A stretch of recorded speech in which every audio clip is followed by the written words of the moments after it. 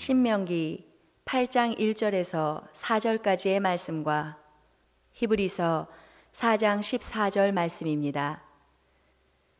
내가 오늘 명하는 모든 명령을 너희는 지켜 행하라. 그리하면 너희가 살고 번성하고 여호와께서 너희의 조상들에게 맹세하신 땅에 들어가서 그것을 차지하리라. 내 하나님 여호와께서 이 40년 동안에 내게 광야길을 걷게 하신 것을 기억하라. 이는 너를 낮추시며 너를 시험하사 내 마음이 어떠한지 그 명령을 지키는지 지키지 않는지 알려 하심이라.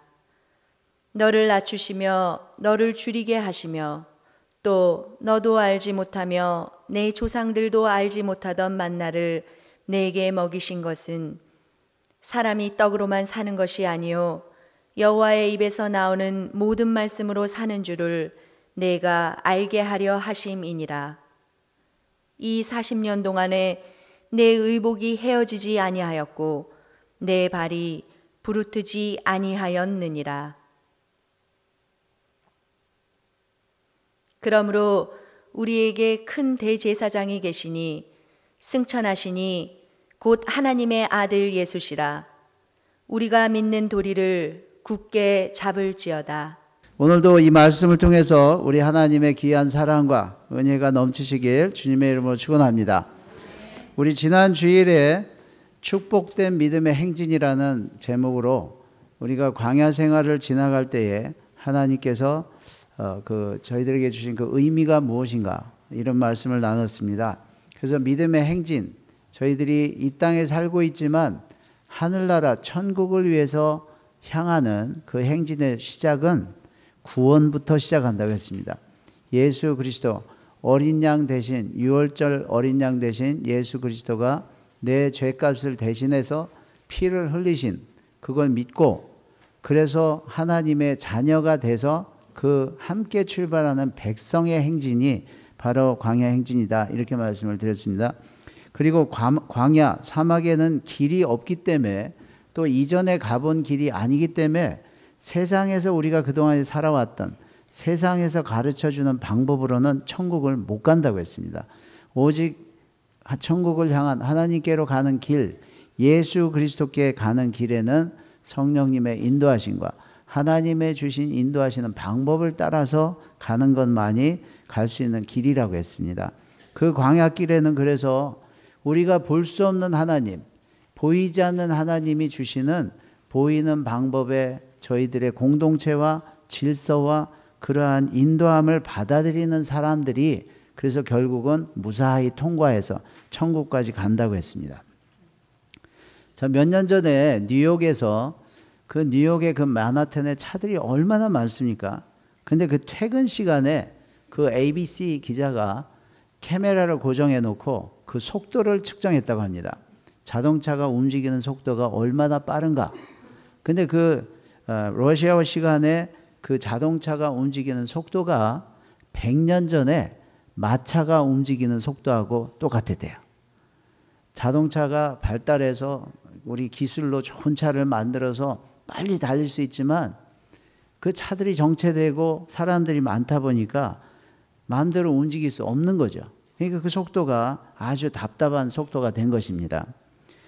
이스라엘 백성들이 그 광야를 지나서 거기까지 갈 수 있는 그 시간이 한 7일이면 빠르면 또 3일도 이렇게 움직이면 갈 수 있다고 합니다. 근데 왜 40년 동안에 이렇게 많은 기간이 걸리는가? 아주 답답하죠.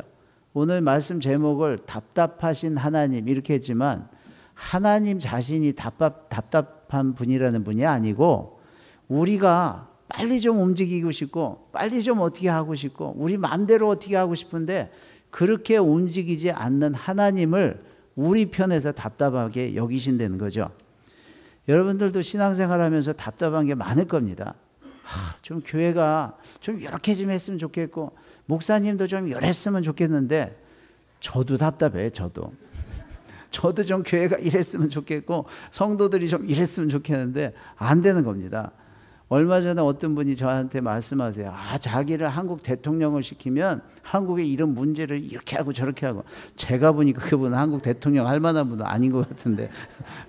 근데 저희들이 우리 생각에 마음대로 어떻게 하고 싶은데 못할 때 답답하다고 하죠.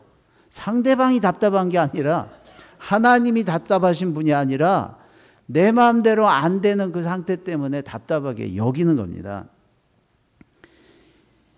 이 이스라엘 백성들이 그 움직이는 그 속도를 한 2마일 내지 3마일로 잡습니다. 시속 2마일 내지 3마일. 그 많은 사람들이 움직일 때 뭐 빨리 달릴 수 있는 사람을 기준으로 가는 게 아니라 거기 아픈 사람도 있고 노약자도 있고 이러니까 그렇게 되겠죠. 또 짐승들도 있고. 얼마나 답답한 속도입니까? 우리 믿음 생활도 나 혼자 그냥 가고 싶은 대로 막 가면 정말 시원하고 정말 재미있을 것 같지만 같이 가야 되고 어떤 때는 절제해야 되고 아주 답답한 속도죠. 근데 한번 가만히 생각해 보세요. 신앙생활 제가 원하는 대로 다 되면 되고 나서 정말 그게 하나님의 뜻일지는 그건 다른 얘기입니다. 저도 제가 원하는 대로 만약에 믿음 생활, 교회가 다 그렇게 된다면 그것도 문제가 많을 것 같아요. 하나님의 방법은 그렇지가 않습니다. 지난주 말씀처럼 정말 저희들이 움직이고 싶어도 그러지 못하게 하는 게 많죠. 자, 저희들이 이 광야를 행진하는 이 답답한 여정에 과연 속도가 문제입니까? 방향이 문제죠. 그리고 하나님의 원하시는 그 뜻이 무엇인지 모르는 것이 문제죠. 왜 이렇게 답답하고 어려운 행진을 해야 되는가? 그렇죠? 하나님께서 그 많은 기간 동안에 하나님이 보고 싶은 게 있으신 거예요. 그 기간을 그렇게 길게 잡은 것이 은혜입니다. 저희들이 인생 사는 동안에 사람이 한꺼번에 깨닫고 한꺼번에 변하고 그러면 얼마나 시원하겠어요.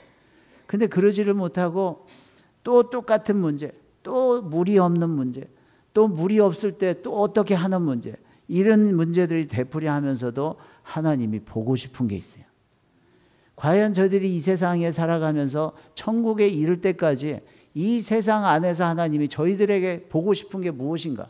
이게 신앙생활의 승리입니다.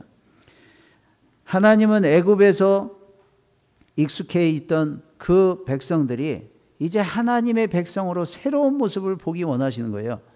주님이 인도하시는 이 인생 여정에 주님께서 그 백성들에게서 원하시는 것이 무엇인가?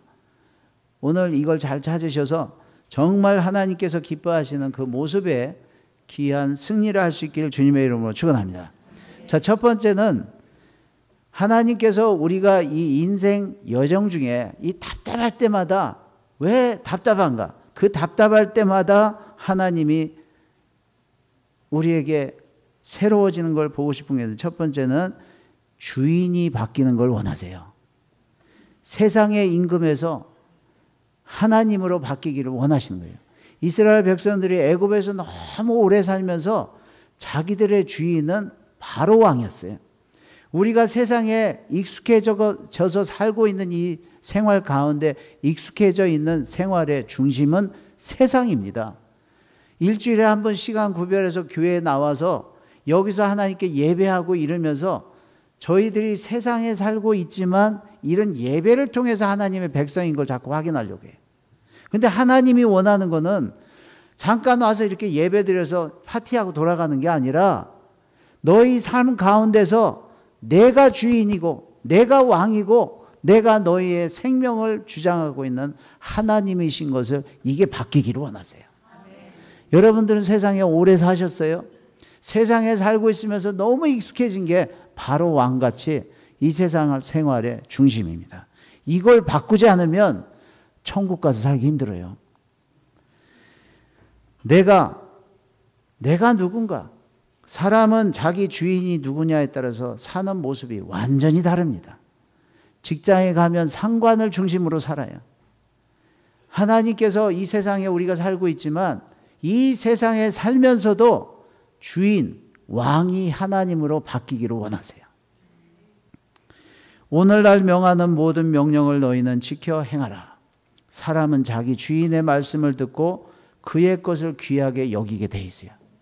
그러면 우리가 하나님은 나의 주님이십니다. 예수님 나의 구세주십니다. 자, 이 고백은 우리 마음에서 일어나는 걸 입으로 표현하는 겁니다. 믿음의 시작이지 믿음의 끝이 아니에요. 우리는 그것만 해놓고 생활 가운데서 정말 주님이 누구고 내가 누구 말을 듣고 살아가는지 그분이 진짜 주님이에요. 하나님은 하나님의 사람이 하나님을 믿고 하나님을 순종하며 살아가기를 원하십니다. 하나님이 이걸 보고 싶은 거예요. 그러면 저희들이 세상 살면서 이스라엘 백성들이 물 문제를 여러 번 만난 것처럼 저희들이 문제를 많이 만나고 실제 현실을 살아가면서도 그 생활 가운데 주님이 누군지 보고 싶은 거예요. 하나님께서 정말 내가 이 일에 대해서 지금 이 현상에서 누가 주인이신지 보고 싶다는 말씀입니다. 그래야면 너희가 살고 번성하고 여호와께서 너희 열조에게 맹세하신 땅에 들어가서 그것을 얻으리라. 하늘나라에 가면 세상의 관습과 세상의 방법대로 살아왔던 것은 전혀 카운트하지 않습니다. 하나님께서는 우리가 이 땅에 살면서도 우리에게 주신 믿음으로 주님을 알아보고 그 주님께 순종해서 살고 따라가는 것을 원하세요. 히브리서 4장 14절에 보면 오늘 읽었던 말씀 중에 예수를 믿는다는 개념은 두 단계가 분명히 있습니다. 첫 단계는 예수님을 아는 것이고 두 번째는 그 아는 예수님을 순종하는 거예요. 하나님의 아들 예수를 구원자로 알고 믿음으로 구원받는 게 첫 번째 단계입니다. 그러므로 우리에게 큰 대제사장이 있으니 승천하신 자 곧 하나님 예수시라. 많은 사람들이 나는 하나님을 인정하고 예수님이 우리를 위해서 죽으신 것을 믿습니다. 마음으로 믿어 입으로 시인하는 것만 가지고 나는 크리스찬이다 이렇게 믿고 살아요. 그게 크리스찬의 기본인 건 분명합니다. 근데 그 믿음이 실제 우리 생활의 주님이냔 말이죠. 내 생활의 실제 생활을 정말 그렇게 살게 하느냐 말이죠. 결정할 때 정말 주님, 예수님이 하십니까? 내 물건의 모든 소유권이 주님에게 있습니까? 그리고 모든 보상권, 내가 어디에서 무슨 일을 당하든지 내 스스로 해결하지 않고 하나님이 해결하시냐는 말이죠. 그분이 삶의 주인이 돼서 그의 가르침에 삶의 도리로 따라갈 때 이 사람이 정말 하나님의 사람인 거예요. 하나님이 이걸 보고 싶은 거예요. 우리 세상 사는 동안에 우리가 믿는 도리를 굳게 잡을지어다. 하나님을 믿고 하나님의 말을 순종하기 위해서 저희들에게 도리를 주신 거예요. 그래서 말씀드리잖아요. 우리는 신약 성경을 볼 때 분명히 그 복음을 구분해서 봐야 됩니다. 예수님이 오셔서 천국에 대해서 하나님의 나라는 이런 것이니 하면서 하늘나라가 어떤 것이라는 것을 이 세상에 살고 있는 저희들에게 말씀을 해 주셨어요. 이거는 복음으로 우리가 가야 할 가나안 땅, 약속의 땅입니다. 자, 거기를 가려는 방법이 믿음이에요. 그래서 바울이 이신득이 믿음으로만 구원을 얻는다. 그 믿는 내용을 내 것으로 받아들이는 방법이 믿음이라는 거예요. 그럼 믿음의 첫 번째 단계는 아까는 그거는 알아야 되죠. 예수님이 가르쳐 준 거는 알아야 됩니다. 근데 이거 아는 것만 갖고 구원받았다. 완성이 아니죠. 그 아는 대로 그걸 내 거로 만들기 위해서는 믿음으로 받아들여야 되는 거예요. 시인하는 겁니다. 자, 받아들인 다음에 그럼 그런 사람들, 그걸 믿고 그 사람으로 살려는 사람들이 실제 구원을 받은 삶인가? 이거는 야고보가 뒤에서 우리 믿음을 보이라는 거예요. 이 믿음으로 보이는 모습이 행동입니다. 이 행동으로 우리가 구원받는 게 아니라 행동으로 믿음이 증명된다는 얘기죠. 우리 성도님들 이 세상에 살아 있는 동안에 빨리 주인이 하나님으로 예수님으로 바뀌시길 주님의 이름으로 축원합니다. 자, 이 주인으로 바뀐 그 증거가 뭐라고 했어요? 하나님 예수님의 그 복음을 이해하고 그리고 그걸 믿음으로 시인해서 내 걸 만든 다음에 야고보가 말한 것처럼 실제 순종해서 믿음의 행동이 나타날 때 하나님이 그걸 보시고 너가 진짜 내 자녀구나. 안 되는 거예요. 아브라함이 분명히 하나님의 약속을 믿었습니다. 하나님이 말하는 걸 들었어요. 그걸 듣고 마음으로 받아들였어요. 그걸 보시고 하나님의 내가 의인이구나. 의로 여기셨다고 해서 의롭다. 의로 여기시기만 한 거예요. 예수를 구세주로 시인하면 칭의, 의롭다고 인쳐주기만 하는 거예요. 근데 그 인쳐준 사람이 성화되고 하나님의 나라에 들어갈 때 구원이 완성된다는 것입니다. 아브라함이 그 믿음을 가지고 사는데도 하나님이 조마조마하신 거예요. 제가 정말 구원은 받았는데 정말 나를 믿는 사람이고 내 사람인가? 그걸 확인하기 위해서 시험을 하시죠. 그죠? 그 시험이 뭡니까? 행동으로 결단하고 나타나는 거예요. 자, 두 번째, 우리가 이 답답하리만큼 세상에서 신앙생활하는 두 번째 목적이 뭡니까? 하나님께서 뭐라고 했어요? 나를 낮추시기 위해서 그렇대요. 세상은 사람을 세우고 높이고 그래서 사는 거예요. 휴머니즘, 바벨, 애굽 모두 세우는 겁니다. 세워서 살려고 하는 거예요. 세상에서 서서 살려고 하는 거예요. 그러나 하늘나라에 들어가는 모습은 세상의 모습으로 서는 게 아니라 세상의 모습을 낮추고 하나님 나라에 들어가도록 어린아이가 되는 거예요. 내 하나님 여호와께서 이 40년 동안에 너로 광야의 길을 걷게 하신 것을 기억하라. 뭐라고 하시는가? 이는 너를 낮추시며 너를 시험하사 내 마음이 어떠한지 그 명령을 지키는지 지키지 아니 지키는지 알려 하심이라. 왜 이렇게 답답한 사정들, 마음대로 막 하고 싶은데 그럴 수 없는 그 형편들을 주시는가? 낮추시기 위해서 그런 거예요. 낮추시기 위해서. 이 낮추는 방법이 뭡니까? 시험을 해보는 거예요. 시험을 해봐야 사람이 높은 사람인지 자기를 높이는 사람인지 낮추는 사람인지 안 되는 거예요. 무엇을 시험하는가? 내 마음이 어떠한지. 열길 물속은 알아도 사람 한길 사람은 한길 사람 속은 모른대요. 설교는 내가 하는 건데. 근데요, 어떤 때는 하나님이 그 한길 사람 속도 알고 싶어 하시는 거예요. 그 아는 방법이 뭐예요? 우리가 시인하고 인정합니다 이러는데 하나님이 행동 좀 보자는 거예요. 행동 좀. 이게 순종으로 나타나는 거죠. 하나님이 참 어떤 때는요, 하나님도 조마조마하실 것 같아요. 40년 동안에 광야를 가는데 물 사건이 얼마나 많습니까? 그러면 하나님이 매번 이루셨을 것 같아요. 성경에 없는 얘기입니다. 그런데 제가 이해를 해보는 거예요. 이번에는 지난번 물 사건 때 좀 난리가 났으니까 이번에는 지난번에 그러고서 깨달았으니까 이제 안 그러겠지. 그리고 이번 물에 살살 갈 때에 하나님이 이번에는 이 사람들 어떻게 할 건가? 근데 영락 없이 그냥 또 원망하고 불평하고 그러니까 아이고 또 통과 못하고 또 다음 시험 또 가는 거예요. 이렇게 여러 번 갔어요. 그래서 막 이번에는 괜찮을까? 이번에는 이제 지난번에 또 원망하다 그렇게 죽었으니까 이번에는 원망하지 않고 하나님이 또 바위에서 물을 내시겠지, 사막에서도 물을 내시겠죠. 이런 사람이 나오겠지. 그런데 이번에 모세가 열받아서 터졌어. 참 이게 여러분, 이 시험들을 이기는 걸 봐야 하나님이 네가 이제 낮아졌구나 이래서 들어와라 그러는데 이게 아직 안 되는 거예요. 여러분들은 어떠세요?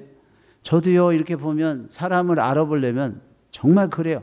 시험을 받는 걸 봐야 안 되니까요. 시험을 통과하는 사람은 낮아지는 사람이고 쉬워요. 시험을 통과하지 못하는 사람은 그 시험을 걸렸을 때 자기가 쓰는 사람들이에요. 간단합니다. 이거 보면 알아요. 시험 받아서 통과 못하면 그 다음부터 문제가 더 크게 일어나.